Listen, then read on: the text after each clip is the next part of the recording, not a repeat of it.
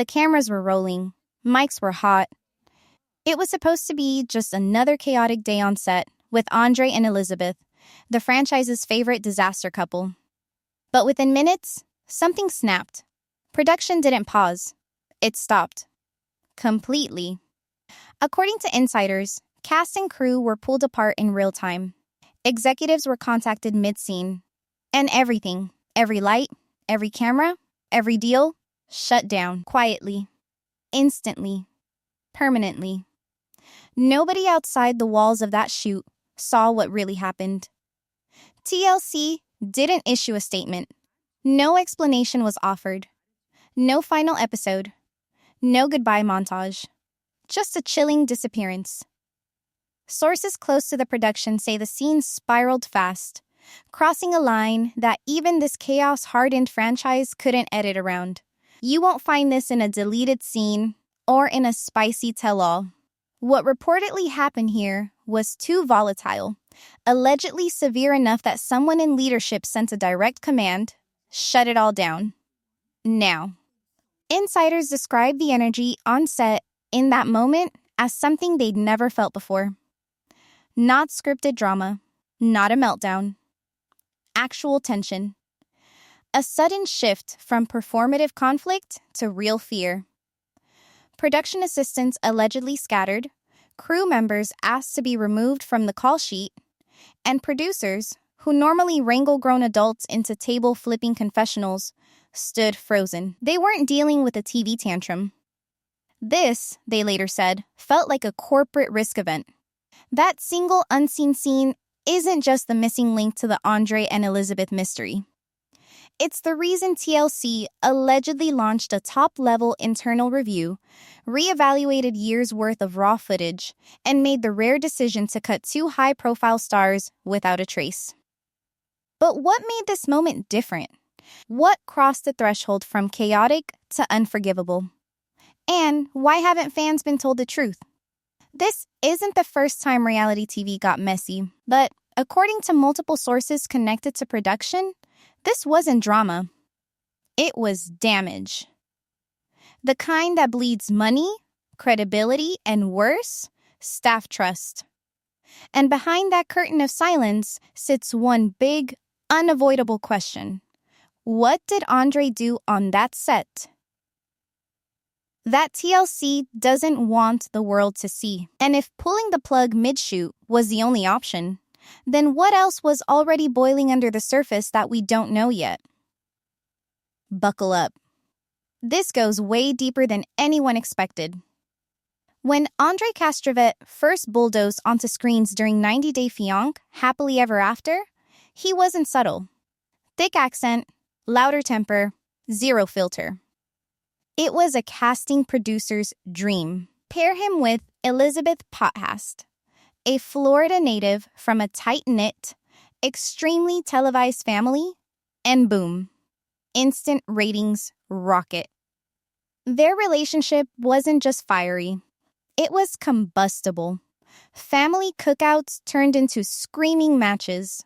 Sunday dinners became battlegrounds. Watching was like flipping between a soap opera and a court deposition. Audiences either loved the chaos or couldn't look away. TLC knew exactly what they had. A human storyline generator. Every time Andre went off on Elizabeth's brother or challenged her dad to a chest-puffing duel over business, viewers tuned in. Outrage meant engagement. Conflict increased ratings, and behind the scenes, no one was pretending otherwise. This wasn't just a reality couple. They were reality currency. But while the front-facing storylines were doing numbers, something else was allegedly brewing behind the cameras. According to multiple insiders, production began flagging Andre's off-camera behavior as early as his 2nd or 3rd season. Not criminal, they said.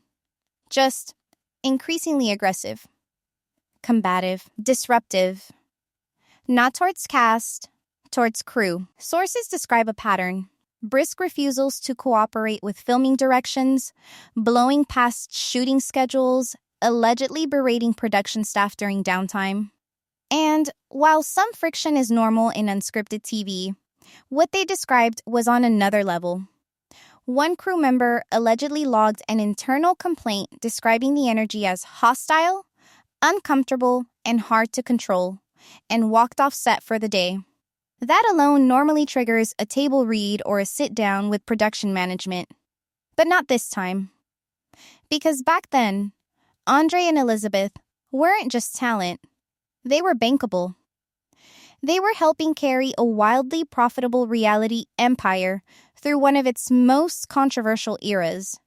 And inside the machine, pushing back on talent that drives metrics rarely ends well. For crew, not cast. According to several behind-the-scenes sources, the first round of warnings that surfaced about Andre were barely acknowledged. TLC allegedly treated the situation the way you'd treat a bad Wi-Fi signal during a live stream. Irritating, but not worth shutting the whole thing down. Yet, what happens when a network's biggest personality becomes its biggest liability, but no one wants to admit it? That answer started taking shape long before the cameras were pulled, and it may have been hiding right in plain sight. Reality TV might look loose and chaotic on screen, but behind it all is paperwork so tight it could cut glass. Allegedly, TLC contracts aren't just about showing up and signing waivers. They include strict behavior clauses, conduct codes, full cooperation requirements, and what insiders call crew safety guarantees. That's where this story cracks wide open. Because according to multiple sources tied to production, Andre and Elizabeth didn't just push those boundaries, they reportedly ignored them. Repeatedly. The network doesn't ban people right away. Especially not their top performers. According to insiders, TLC's handling of escalating talent behavior usually follows a graduated pattern. First, it's verbal redirection by producers. Then, written warnings. Then legal memos attached to their existing contracts, penalty clauses for non-compliance. In the case of Andre and Elizabeth, insiders claim that process unfolded over several seasons. And every step was documented. Warnings were allegedly issued for behavior ranging from filming delays to failure to follow agreed direction to instances of alleged verbal intimidation aimed at the crew. One production assistant reportedly described days where everything would be ready. Gear, permits, crew, but shooting wouldn't happen. And not because of weather or logistics. Because someone refused. Flat out. Allegedly didn't like the setup, the storyline, or the presence of certain family members. This isn't typical reality drama. These shutdowns, according to sources, weren't built into the storyline. They were real, and they cost real money. Idle crews, contracted hours, lost filming locations. Some insiders estimated that one multi-day shoot shutdown alone hemorrhaged tens of thousands of dollars. And yet, on screen, viewers saw nothing out of order. The confessional segments were spicy. The family feuds were entertaining. Andre's alpha energy was either cringy or charismatic depending on who you asked. Elizabeth's push-pull loyalty between husband and family remained one of the show's most hyped arcs. But behind the glossy edit, sources insist those storylines were screening a growing storm. Real footage was allegedly buried. Scripts rewritten. Conflict re-edited to keep the chaos digestible. But never too real. We weren't seeing the real story. We were seeing the marketable one. At what point does a network stop defending a star and start defending itself? If you read the contract language, the answer's buried in the fine print. And insiders warned, the final straw wasn't a story arc. It was a legal calculation. One former crew member didn't mince words. They called it the most stressful shoot of their career, not because of the usual reality chaos, but because of what they claimed they were told not to say. Several insiders, all speaking anonymously for obvious legal reasons, painted a version of working with Andre and Elizabeth that doesn't match anything fans have ever seen. They described a set that felt on edge, sometimes unsafe, and allegedly protected the show's talent more than the people actually making the show. According to these accounts, multiple production staff over several seasons filed what are called internal incident reports. These aren't fan drama or Reddit rumors. They're formal channel communications that flag behavior considered disruptive, volatile, or hostile to a safe filming environment. From explosive verbal blowups to what one tech described simply as complete refusal to engage or cooperate, the picture they painted was a set constantly in reaction mode, trying to keep the machine running while everything inside it was breaking down. One recurring accusation? That raw scenes shot during major production meltdowns were collected but never aired. Footage too close to litigation, according to one source. Instead, they say editors were allegedly instructed to transform it into something entertaining. Reframe confrontations between crew and cast as creative misunderstandings. Clip out yelling matches so incidents couldn't be reviewed out of context. Turn real dysfunction into structured reality TV tension. Buried in post-production, the real breakdowns disappeared. And this allegedly wasn't a one-time thing. According to these insiders, producers were constantly forced into a losing game of balance. On one side, the talent who delivered TLC's highest engagement rates. On the other, the people responsible for actually filming it, increasingly requesting not to be around certain individuals while their concerns were quietly deprioritized. The message some insiders say they received? Get the footage. Keep it functional. We'll clean it up and edit. All the while, the complaints kept stacking. Andre yelling off camera. Audio engineers requesting physical space. Assistant producers walking off, not because of cast conflict, but because they allegedly didn't trust the environment anymore. So, why didn't the network act sooner? If the alarm bells were this loud from the people closest to the chaos, who decided to let it keep going, and for how long? The answer might explain why TLC's executives weren't caught off guard. They were warned. They looked the other way. Until the damage outpaced the ratings. They didn't just get removed. They vanished. No final confessional. No last storyline wrap. One day, Andre and Elizabeth were TLC regulars. The next? Gone without explanation. No reunion, no Instagram statements, no cryptic subtweets. Inside industry circles, their exit wasn't viewed as a cast departure. It was understood as a shutdown. Quiet, controlled, permanent, and, if insiders are right, absolutely necessary. Multiple sources claim TLC initiated a high-level legal review following the alleged final blowout. A review that gathered contracts, raw footage, internal complaints, and production cost reports. The result, insiders say, wasn't a reboot of expectations. It was a move straight to damage recovery. Executives reportedly greenlit what insiders call a silent eraser. Not a firing, a full blackout. Erase them from casting databases. Kill any future bookings. Scrub their clips from trailers. Pull them from every shortlist their name might have been on for upcoming spin-offs or appearances. Why so extreme? Engineered invisibility like this usually follows one thing: legal fear. The rumored figure insiders cite, a potential 7-figure claim in the range of $1 million, wasn't a single penalty. It allegedly represented accumulated losses, staff hours spent writing reports, schedules blown, cast fees paid for episodes that never aired, multiple day shutdowns, lawyers pulled in at absurd hourly rates, and perhaps most cutting of all, the potential collapse of multiple lucrative ad deals attached to segments that never made air. The silence surrounding it all has been deafening. According to individuals close to both TLC's operations and talent representation, legal teams for both the network and Andre and Elizabeth reportedly advised the same thing. Don't talk. Don't confirm. Don't deny. Don't spark lawsuits neither side is ready to take to court. No press moves. No shady podcast interviews. And definitely no hinting at NDAs. Total media freeze. And for a franchise built on personal oversharing, that kind of lockdown silence says more than any scene could. Because the only reason to erase someone this carefully is if revealing the truth costs more than pretending it never happened at all.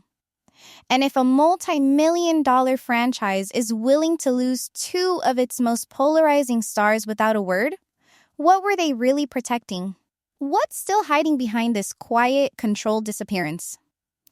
When a giant TV network even whispers the word police inside an internal memo, something has gone way past normal drama. Most of the time, ugly behavior on set gets handled with HR, contracts, or quiet producer meetings. People yell, people storm off, someone cries in a bathroom, and then they are back on schedule. That is messy, but it is still business as usual. Calling or even mentioning law enforcement is a completely different level. According to multiple insiders, that level entered the Andre and Elizabeth story near the end. After the alleged final meltdown that froze production, sources claim an internal warning went around. The message was simple in spirit. If anything like this happens again, if it reaches the same intensity or higher, there will be immediate escalation. And that next step would not be another written warning. It would be involving authorities. Now, to be clear, there are no public records of arrests connected to this situation. No police reports online. No court filings that name them in any criminal case. So, we are not talking about handcuffs or mugshots. We are talking about a corporate warning. A line in internal communication that says, in plain terms, the next incident of this kind might not stay inside the studio. In network terms, that is a huge deal. Entertainment companies avoid formal references to police for a reason. Once you say crew felt unsafe or that a situation might need outside intervention, you are indirectly admitting you allowed risk in the first place. That opens the door to liability. So, if the lawyers still approve language that mentioned law enforcement as a real option, insiders read that as code for this. We think something bad enough has already happened that if we see even a hint of it again, we will need the protection of an outside agency. What would push them that far? It is not someone showing up late. It is not talent yelling about lighting or refusing a storyline. Law enforcement only enters the chat when there is perceived threat. That can include threats of harm, property damage, or a pattern of behavior that, if ignored, could later be used against the company in court. Even the perception that someone on set felt physically unsafe can expose the network to massive risk. Insiders claim that, after this warning went out, the mood inside the production team shifted. Suddenly, people who had felt brushed off before now had written proof the company saw what they had been saying all along. This is not just difficult talent. This is a possible hazard. You do not get that kind of language for a few harsh words or eye rolls. Something made executives worried that if they did not act, someone, someday, might ask why no one stepped in sooner. If executives are putting the word police in writing, you know the story is nowhere near over yet. And whatever happened on that set was serious enough to scare people who do damage control for a living. And that raises the question fans keep circling back to. If the network was willing to even consider calling the cops on two of its most recognizable stars, what else were they seeing in the raw footage, in the complaints, in the patterns that we never got to see on TV? The answer starts to show up when you look at how the edit room was allegedly used, not to expose the truth, but to cover it. If you go back and rewatch some of Andre and Elizabeth's biggest blow-ups on 90 Day Fiancé, parts of them feel off. Not fake, but strangely clipped. The Moldova family dinner where Andre and Charlie went at each other. The backyard fight where the whole Pothass clan looked ready to throw down. The sit-downs with her dad about money and control. Viewers saw arguments, tension, raised voices. But according to people who were there when those scenes were filmed, what made air was the calm version. Insiders claim raw footage often looked a lot harsher than the episodes that ended up on TV. Longer rants, sharper language, more pointed jabs that never survived the edit. In their place, you get jump cuts, reaction shots, Elizabeth crying. Producers focus on turning a potentially ugly situation into something the audience can handle without making the network look reckless. The result: fans think they are seeing the whole story, when they are really seeing a version that has been cleaned to avoid lawsuits and lost advertisers. Multiple sources familiar with post-production say certain moments went into what they called a no-air folder, that allegedly included scenes where crew felt the argument was veering into unsafe territory or where cast started addressing production directly in anger. Those clips, insiders claim, were considered too risky to broadcast, not because they did not fit the storyline, but because they hinted at bigger problems on set.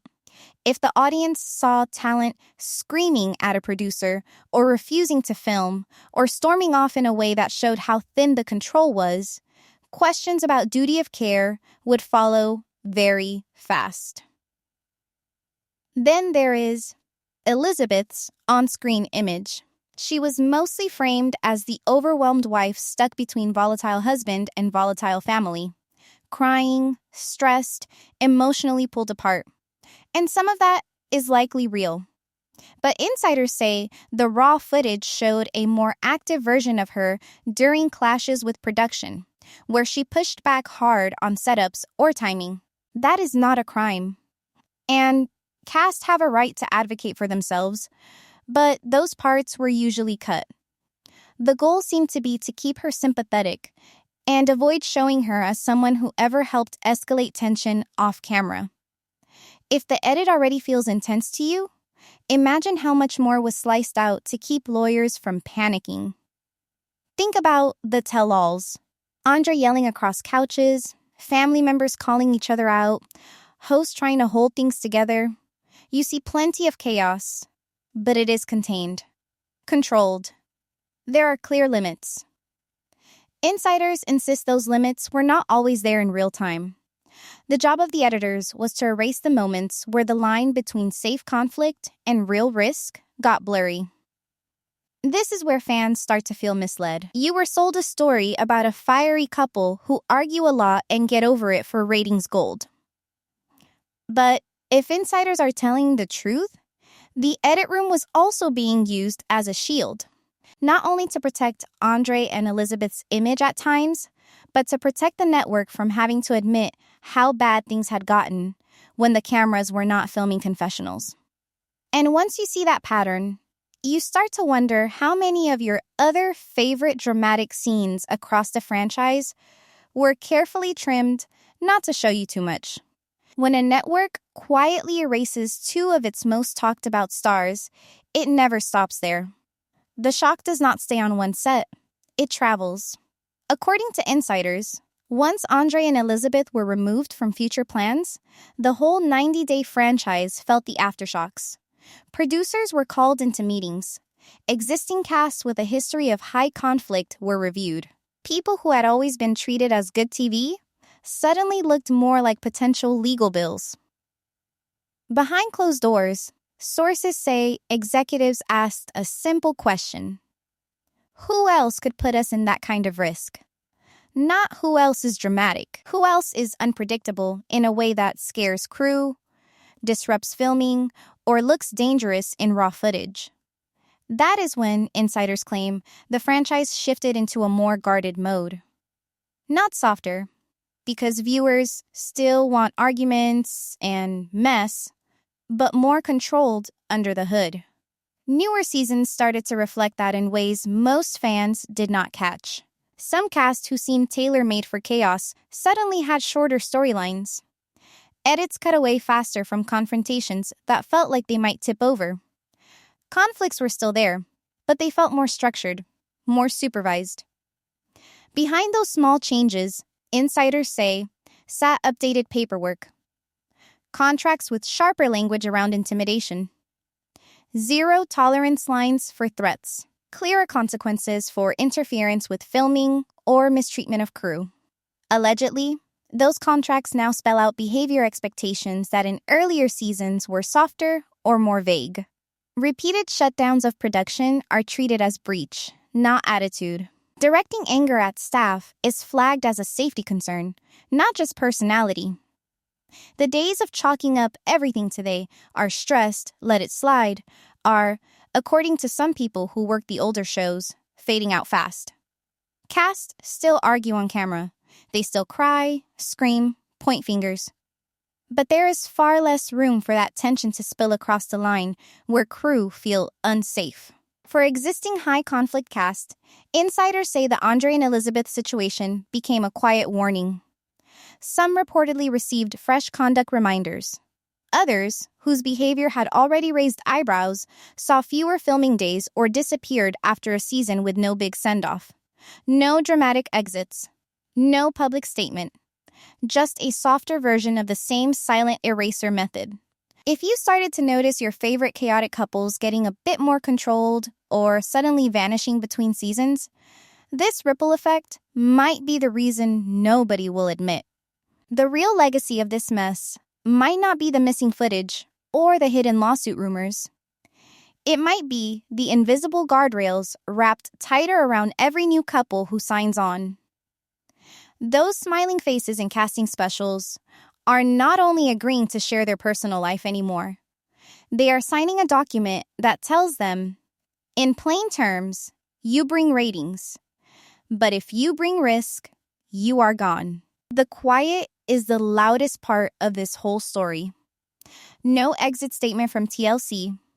No, we decided to focus on family posts from Andre or Elizabeth. No messy podcast interviews hinting at secret drama. For a couple that lived off attention and a network that milks storylines until they are dust, that blackout is not normal. It looks intentional. And when both sides go silent at the same time, you are not looking at closure. You are looking at strategy. On reality TV, awkward endings usually come with noise. People shade each other on Instagram. Someone goes on a vlog and tells their truth. There are leaks, subtweets, half denials. Networks sometimes play along, sometimes push back. Here, nothing. For fans who watch them for years, the whole thing feels like someone ripped out the last chapter of a book and pretended the story always ended at the second to last page. There is one situation where silence like this makes sense. When lawyers are running the show, insiders who spoke about the Andre and Elizabeth situation keep using the same phrases. Risk, liability, arbitration, internal review. None of those live comfortably with public airing of dirty laundry. If there were serious internal complaints, contract disputes, and even the preparation of a major financial claim, then everyone involved would be warned to stop talking and stay that way. From the network side, speaking openly creates two dangers. First, if they describe behavior in a way that Andre or Elizabeth claim is false, they risk a defamation claim. Second, if they admit crew felt unsafe or that production conditions failed, they hand over ammunition to any future lawsuit about workplace safety. So they default to the safest phrase in entertainment. No comment, no response, no acknowledgement. On the couple side, the stakes are different, but still heavy. Their contracts almost definitely include strict confidentiality and non-disparagement language. Break that, and they could face penalties, loss of unpaid money, or even fresh legal action. If there are behind-the-scenes negotiations or private proceedings, speaking out too strongly in public could also weaken their position. They would risk turning a quiet standoff into an open war they have fewer resources to fight. So both parties retreat to the same position. Silence. And that shared silence in my opinion, is the biggest clue that something serious went down. When everyone who usually lives online suddenly acts like nothing happened, that is often your sign everything happened. Think about how this franchise operates when there is nothing to hide. Cast members leave all the time. Some get short farewells, some get where are they now segments. Others pop up in spin-off shows or pillow talk style commentary. Even the villains usually get to keep cashing in. Cameos, podcasts, TikTok lives. Fans know their business inside out. Now compare that pattern to Andre and Elizabeth. No reunion special to close their arc. No featured check-in. No new spin-off tease. Their social media presence shifted away from TLC branding. The network acts like they never existed, outside of reruns and old clips required to fill time. That is not a normal off-ramp for two of your longest-running faces. At the same time, no lawsuit has publicly surfaced with their names attached that matches the rumored numbers and context. So, you have a cluster of signs. Insiders describing legal review and potential claims. A couple missing from all future plans. Zero official commentary. No public court battle. That combination points not to nothing happening, but to everything being handled behind closed doors. There is also a bigger risk for TLC if this ever reaches a regular courtroom instead of a private arbitration room. In court, people can ask for discovery.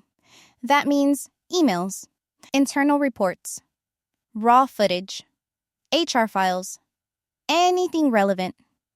If you are a network and you have years of crew complaints, warnings, and rough cuts showing situations that look unsafe or uncontrolled, you do not want those becoming exhibits for the public to read or watch.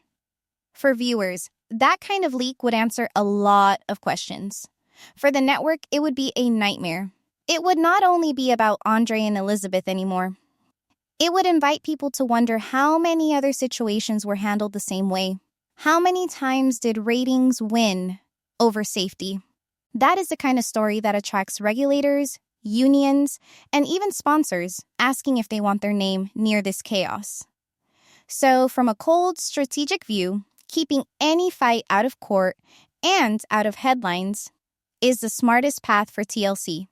You push toward arbitration, private settlements, or simply a permanent stalemate where nothing is formally filed, but nobody works together again. When a story is too messy to tell in public, silence becomes the cleanest script money can buy. Now, some people will say all this is overblown. Maybe they were dropped because the storyline got stale. Maybe they burned out on filming and walked away. Maybe insiders are exaggerating. Those are fair questions. You should not accept leaks as holy truth. There is no public document that confirms every detail. That is exactly why lawyers prefer this route. No public trail, no public certainty. So, ask yourself a few counter questions. If this was just about boring storylines, why no soft goodbye? The network routinely phases people out with one last season, a lower episode count, or a simple shift of focus to other couples. Drama fades, but does not disappear overnight. If the couple simply stepped back by choice, why has neither side framed it that way? We chose to focus on family is standard language. It protects face, pleases fans, and closes the door gently. Silence does not give closure. Silence builds suspicion, especially when viewers have seen that same network squeeze every last drop of relevance out of way less interesting cast. There is also the pattern across multiple insiders. They do not all know each other, yet the themes line up. Legal stress, crew complaints, risk meetings, contract tension, massive production losses from halt days. On their own, those could be misread. Together, they start to look like pieces of the same puzzle. From my point of view, the most logical reading is not that nothing happened. It is that something happened that costs more to acknowledge than to bury. And buried is where a lot of this likely sits now. In NDAs, enclosed HR files, and secure servers holding raw footage the public is never supposed to see. Those documents do not disappear. They sit in storage, guarded by policy and by fear. Fear of lawsuits, fear of reputation damage, fear of crew coming forward and saying, "We tried to warn you and you ignored us for years." The longer a company leans on silence, the more pressure builds if even one person decides they are done being quiet. That is the wild card in stories like this. All it would take is one lawsuit from a crew member who decides to speak, or one cast member who feels wronged enough to risk a contract violation, for the whole structure of silence to crack. Then, you would not only hear about Andre and Elizabeth. You would hear about decision-making inside TLC. You would hear which warnings were acted on and which ones were pushed aside because a couple delivered good numbers. Until then, viewers live in this weird, half-informed space. You see the shows. You notice who disappears. Commentary channels and insider accounts fill in blanks. The official side refuses to confirm anything. And the truth sits somewhere in the space between those 2 points. The question that lingers is not only what happened with Andre and Elizabeth, it is what else looks similar. Were they a one-off extreme case? Or were they simply the first pair where the cost finally became too high to justify? Because if this kind of risk calculation happened once, it likely shaped how TLC now treats every new face on screen. And if it happened more than once, then Andre and Elizabeth might not be the only story that got cut short without explanation. There could be other couples, other shows, where legal fear won over transparency and viewers were never told why someone they watched for years suddenly disappeared. And that leads to the last, uncomfortable question. If the only people who know the full story are blocked by contracts and scared of fallout, what will it take for one of these secrets to finally spill out in public? So here is the thought that keeps hanging over this whole mess. What happens if even half of these insider claims ever lands in public, with proof attached? Not fan guesses, not blind gossip, but contracts, emails, raw footage, internal reports. If that day ever comes, it is not only Andre and Elizabeth with something on the line. It is the entire 90-day machine. Right now, the franchise survives on 2 things: drama on screen and trust off screen. Viewers trust that what they are seeing is exaggerated, but not totally fake. They trust that production keeps things under control. They trust that when fights get wild, there is still a safety net somewhere out of frame. The moment those beliefs crack, people do not watch the same way. Some get more curious, others pull back. Because entertainment starts to look like exploitation. If a lawsuit or a serious investigation ever forced TLC to hand over raw footage and internal communication about Andre and Elizabeth, that safety net would be tested. You would have lawyers asking why repeated crew complaints did not trigger stronger action sooner.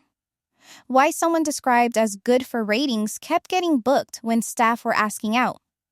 Why scenes were edited to look like mutual arguments if, behind the scenes, crew said they felt targeted or unsafe.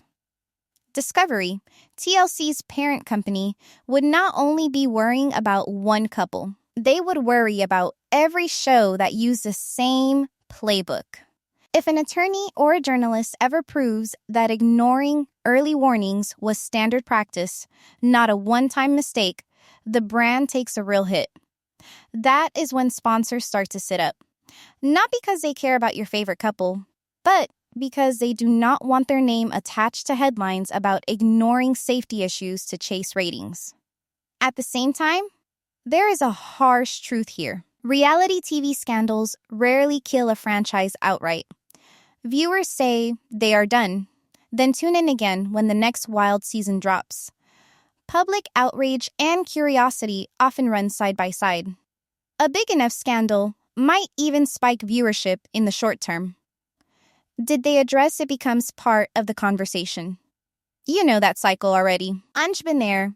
The real danger for TLC is not temporary outrage. It is losing control of the story to courts, clips, and people who no longer have anything to lose. /BAH.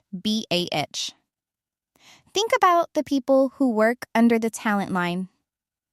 Camera operators, sound techs, PAs.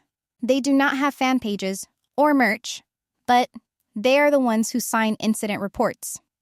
If even one of them decides to sue one day, and their legal team pulls in Andre and Elizabeth's alleged history as a pattern of neglect, the story could explode far beyond two missing faces on a cast photo. You could see calls for stronger workplace rules on reality sets.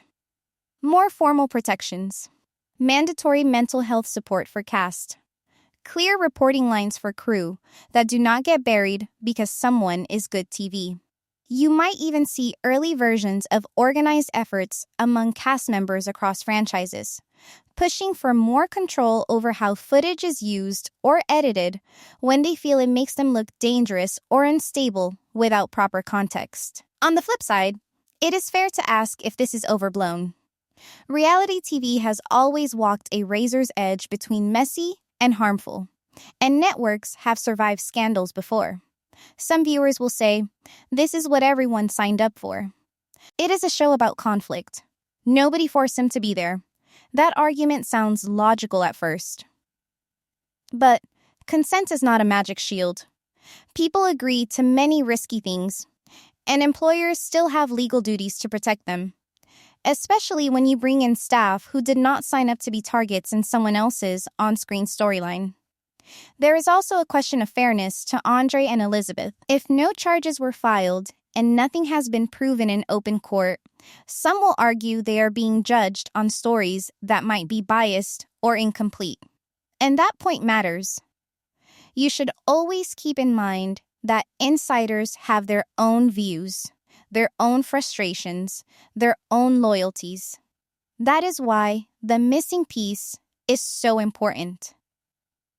Evidence. Until something cracks open legally, this whole situation lives in a strange gray area where silence protects everyone and also protects no one. When if the dam ever breaks and real receipts spill out, the story stops being about one toxic couple and starts being about a system that kept giving them screen time while warning lights were flashing backstage. /BN.